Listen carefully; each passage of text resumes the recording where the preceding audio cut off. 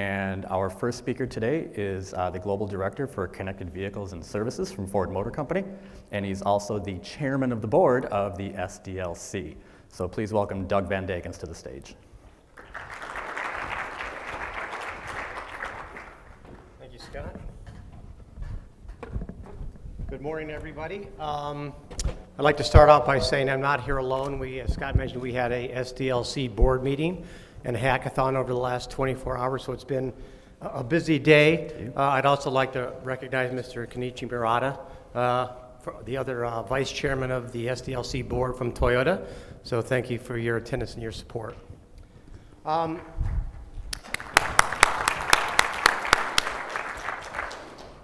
What I'd like to do today is talk a little bit about what is Sdl, Smart Device Link, what is Sdlc, the Smart Device Link Consortium, and really why does it exist and why is it important and why does it have staying power.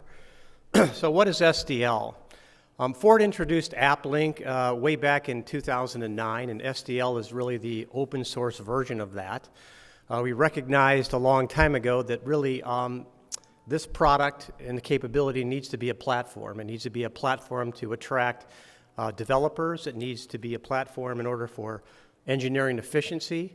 And it needs to be a platform so we can provide resources to all those adopters and make it easy for them to implement. And so, like I said, in about 2010, we announced at CES it would go out into the open. And for those of you who don't know, fundamentally what it is, it's two pieces of code. There's a piece of code called AppLink or Sdl Core that gets integrated into the head unit, and then a second that's called Sdl Proxy that's integrated into the smartphone. And there's a set of APIs that enables communication between the two. When active or in session, the customer's smartphone screen is locked out. What it really does is transfers the UX from the phone into the vehicle so that you can use the touch screens, the voice engine, the steering wheel controls, cluster display, really any of the UX that's built into the vehicle rather than the phone, so the customers can keep their hands on the wheel and their eyes on the road. It's compatible with all trim models, and what I mean by that is the requirements on the head unit side are relatively low. There's really no minimum display size required, and the processing power and memory is not significant. So at Ford, we've been able to implement this across our infotainment lineup, and we think that's similar. In fact, the devices aren't limited to just automotive.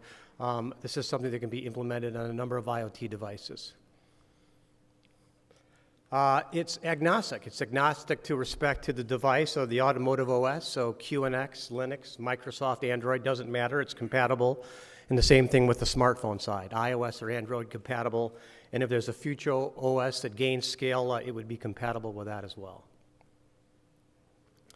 It's a template-driven HMI, which allows customization for each OEM. This happens to be the HMI from the Sync product. You can see on the lower bar there's a tray table that's consistent with the Sync implementation, but it's also very customizable. You see these soft buttons are customizable and they map over to the final implementation that any Tier 1 or automotive OEM wants to. There's a number of fields that can be populated any number of ways, and there's image capability that you can leverage as well. And so I'll show you a little later in the presentation the differences that you can create to match your brand DNA by using these templates. And there's multiple templates. Templates can be created. This happens to be a multimedia template. So what is Sdlc? The C stands for consortium. As I mentioned, we recognize the need to create a platform, to create contributions, and Sdlc is really a method by which we can organize ourselves and gather those contributions and compete with others that are in a similar space. I'm going to list a number of the members. It's not just for automotive. It's for Tier 1s. It's for OEMs. It's for app developers, particularly, and for people outside of the industry. Here are some of our Diamond members, our Platinum members, our Gold members. You can see that we have companies like Amazon participating, and then our Silver members. All in all, we have 25 members. 7 OEMs, and I think this is quite impressive since we just formed the consortium in November of last year. So we're off to a really fast start, and I think it's because of a lot of the attractive capabilities that the platform provides. Some of those include centralized resources so that everybody, app developers and implementers, find it easy to work with and implement SDL. We have SDL core implementation guidelines available online so that you can understand how to integrate SDL core. SDL server documentation, so you know how to apply that and apply policies. Unique app ID generation, which is particularly helpful for developers because they only have to generate and maintain one app ID, and then that can be proliferated to all of the members. And so that's an efficiency that some of the other consortiums don't have. We have iOS and Android SDKs available. You can access these like you would any other library that you're familiar with getting. And then developer support, of course, in the form of hackathons. We also have instructions online, and we have live chats for developers to get help in a number of ways. So these are the centralized resources that make implementation and development on SDL really easy. There's an interactive ecosystem. SmartDeviceLink.com is at the center of that. But what's important is members can create their own member sites, which are the circles you see around the core. And that's to provide unique components for each of the OEMs or tier ones. Unique components with respect to vehicle data access, policies administration, HMI, and app approval criteria. So what do I mean by policy administration? Within SDL core, which is on the vehicle, again here on the left side, there's a whitelist that's approved and maintained, and that's controlled through the server. And it communicates, that information is communicated from the vehicle through the app itself. And so what that does is allow each OEM or tier one to control and ensure proper accessibility and permission levels. So you control which apps have what access to which data and which apps have access to the vehicle. And that level of control is critical. So we started in November. What are some of the things we've done since November? I think given that we formed less than 12 months ago, the fact that we've had 5 proxy releases, 2 core releases, a shade release, a policy server release, a ManaCore release, which is really an emulator that shows you a UX on the web, and developer portal enhancement says a lot. But that's not as impressive as the next slide. Again, when we formed Sdlc, what we really wanted to do is create an open community. We wanted numerous people contributing ideas, code, products, et cetera, to make it a stronger product. And it started out as a Ford-centric product. Ford launched AppLink first, but we wanted to change that. Well, how have we done? You have to realize that it takes a period of time to become educated, to understand how SDL works on both the proxy side and on the core side. And you think it might be a while till we got ramped up and had contributions being made. But we had proposals submitted by 4 different Sdlc members and the project maintainer, which is pretty significant that we've got people contributing these proposals. 56 proposals actually accepted. And a proposal, what makes a proposal become accepted? It has enough detail around implementation to be able to have merit. And so these were high merit proposals that were accepted, and then 29 of those were implemented. So we've had 29 product or platform improvements in 9 months. And the code itself was contributed by 5 different Sdlc members and the project maintainer. So now rather than just have Ford and its single supplier contributing code, we've expanded that to 6 groups. And by this time next year, we hope that's in excess of 20. So you see the power of open source and how that's really working, and we're really pleased to see that development. So what's new? We have a product roadmap that encompasses those 29 projects that I talked about. I'll just touch on a couple of them. We have send POI or route data from an app to embedded navigation. This obviously allows you to enhance your embedded navigation offering, and is something that we think has great value. Sdl Remote Control. What this does is it allows you to mimic your infotainment screen on an app, so that you can do things like if you're in China and you have a chauffeured vehicle, the person in the back seat can control the tuner or the climate control from their app. It allows people to set customized favorites for, let's say, radio stations or Sirius XM, on their app in the comfort of their doctor's office. We've discovered that not a lot of customers are willing to sit in their car for a half hour, an hour, and set presets. So this really would enhance the experience. And it also allows you to take your settings from vehicle to vehicle and carry them with you. So now you have some settings, and if you jump into your spouse's car or into another vehicle or into an Uber or something like that, you can carry those settings with you. So that's a neat piece of technology that really has a lot of possibilities.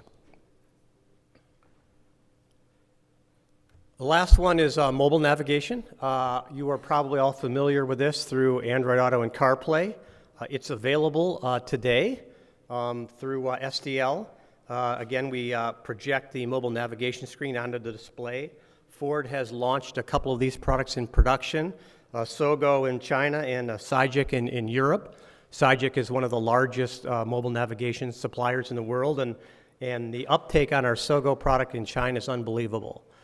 We haven't advertised, we haven't done a lot, and the number of people that are electing to project that app onto the screen has surprised all of us. So we're sure it's going to be a very popular app. So what I want to talk about now is why Sdl is a linking technology. So everybody's pursuing embedded modems. Satellite technology has been out there for a while. CarPlay and Android Auto have burst onto the scene and are very competitive, attractive platforms. So why would we support Sdl, you might be asking? Well, I hope this section covers some of that. So I'm not saying there's not room. Of course there's room, and there's very great use cases associated with beamed-in and built-in technology. Beamed-in offers scale advantages when the content is broadcast from one to many.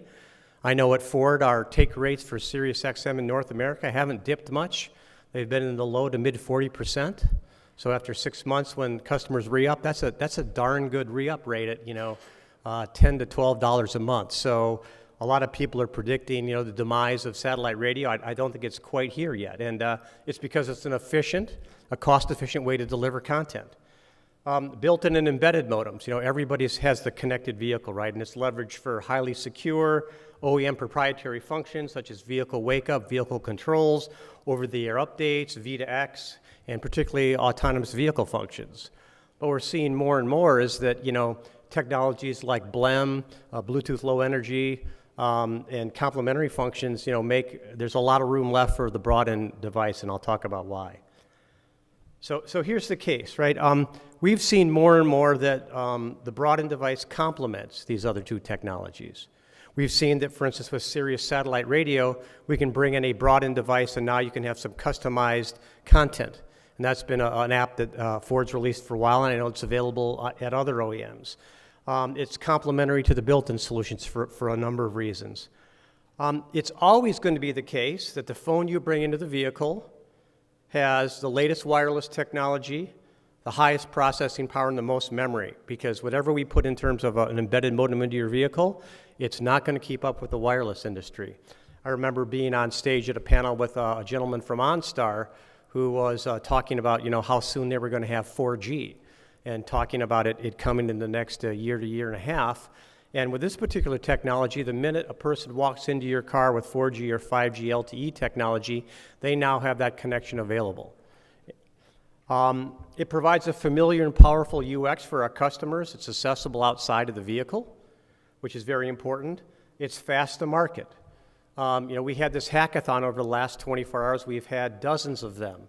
And our discovery is that the majority of these developers, work on this overnight, and by the next morning they have up and functioning working code. That's 24 hours. That's how easy the APIs are to work with. And I don't think that's true for any embedded technology that I've ever seen. So it's fast to market. It's a low relative engineering effort, and it avoids the TCU hardware cost. There's lots of low-cost markets like India and places in Asia Pacific and South America where we want to provide connectivity to our customers and not pay the cost of an embedded TCU. And this is advantageous in that arena. So there's also a lot of killer interfaces for many of the use cases that we're all familiar with that I don't think are moving away from the broadened arena. Music apps integrated to embedded navigation and, as I mentioned earlier, video streaming. So Silicon Valley, where we're at, right, has launched attractive and competitive offerings. So why do we need to establish an automotive alternative? I mean, Ford offers both of these. It's because our customers want these solutions. They're outstanding additions to our portfolio of apps in our vehicles, and so that's why we offer it. But why do we need an automotive alternative? Well, as I mentioned, this automotive alternatives allows the OEMs to come up with and maintain their own brand, consistent with the automotive experience they're offering in the rest of the vehicle. And that automotive experience is becoming more and more complex. So as we move into the world of V2X and autonomous vehicles, right, now the customers are really going to get used to an automotive experience in the autonomous vehicle field, and that connected experience needs to be consistent with that. It enables the direct acquisition of vehicle and customer data for analytics. We all know the value of data, and this provides a direct pipe to the automotive OEMs, to the tier 1s, or anybody else that's leveraging the technology. It allows us direct access to the customer's data and the associated monetization opportunities without paying a toll. So whatever kind of monetization arrangement you want to make, you're not second in line behind somebody else. As I mentioned, it allows the automotive industry to control which apps the vehicle has access, which is critically important for a safety-oriented environment. And it enables a proprietary automotive standard and platform to offer products for which the automotive industry is the expert, the subject matter expert. So while I don't think that anybody thinks that the automotive industry is going to become first in providing music applications or potentially search applications and mapping, at least for a short period, and I'll talk about that in a minute, there are all kinds of products and service safety related, V2X related, autonomous vehicle related, where the automotive industry is going to remain to be the subject matter expert, and it provides a vehicle through which we can offer that functionality. And it also offers our customers product and service choice in a changing environment. I can remember thinking 3 or 4 years ago, oh my gosh, who will ever surpass Siri in terms of voice capability? Along comes Alexa. Right, I thought, who could ever provide a better map than Google? Well, along comes autonomous vehicles. With autonomous vehicles, you guys probably know, right? You can go over a 1 foot by 1 foot square, take a photo of that, and it's like a fingerprint. And you can distinguish where you are as soon as you get all of the data entered in versus anywhere else in the world.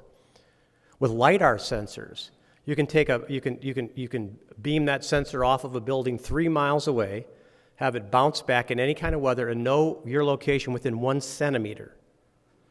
So that's the kind of technology that automotive or autonomous vehicles are going to have with them, and it's going to create great map-making capability. And so the point is that there's changing environment, and whoever you think is the leader today, it may not be the leader tomorrow.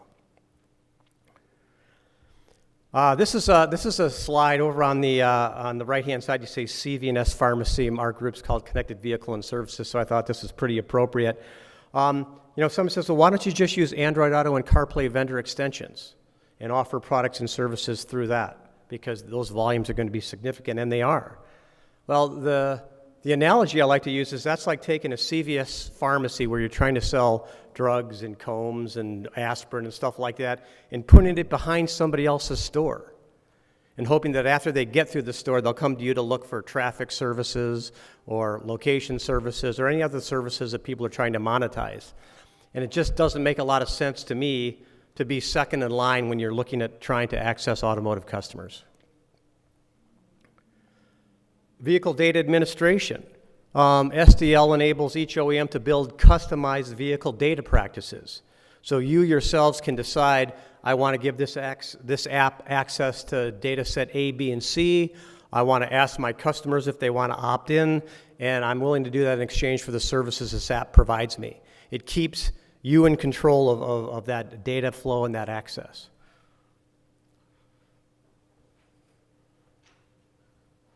In-vehicle control over content. As you all know, CarPlay only allows Apple Maps and Siri.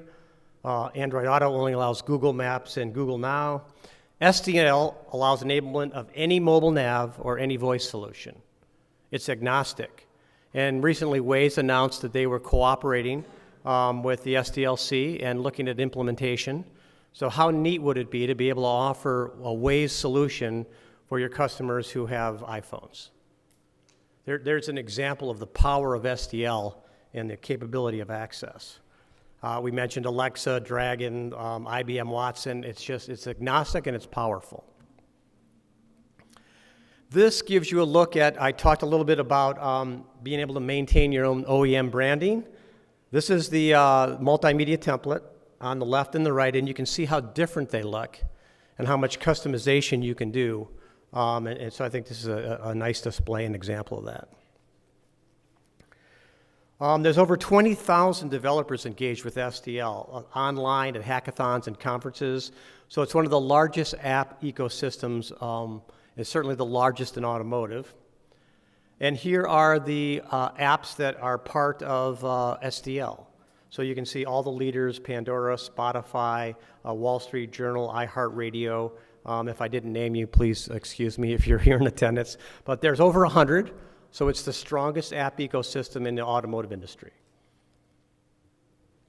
And automotive has the needed scale. People say, well, we'll never catch up with Android Auto or the iPhone in terms of the actual volume. But if you look at the combined vehicle sales, right, it's 88 million. From a scale perspective, it's not that much different. And the amount of time people spend in cars and have time to access entertainment and other functionalities like search is absolutely tremendous. So certainly don't undercall the power of the volume in the automotive industry. So kind of to sum things up, the case for Smart Device Link and SDLC is that it's OS, developer, and product and service agnostic. It's a proven linking architecture. It's been in the market since 2009. Developers love working with it because it's easy to work with. It's from a quality perspective, it's been fantastic. We're following a proven open source strategy to really leverage the power of everybody that's in the ecosystem. And that's kicked off and it's accelerated, and the path that it's on is something we're all very happy with. We're connected to the largest automotive app developer network in the world, and we've got the volume to compete. So in closing, SDL and SDLC is here to stay, so we welcome all of you to join us. There's some other presentations throughout the rest of the day. You can go to smartdevicelink.com and check out all of our resources there, and there's plenty of people in the audience here that you can talk to as well. So thank you very much for your time.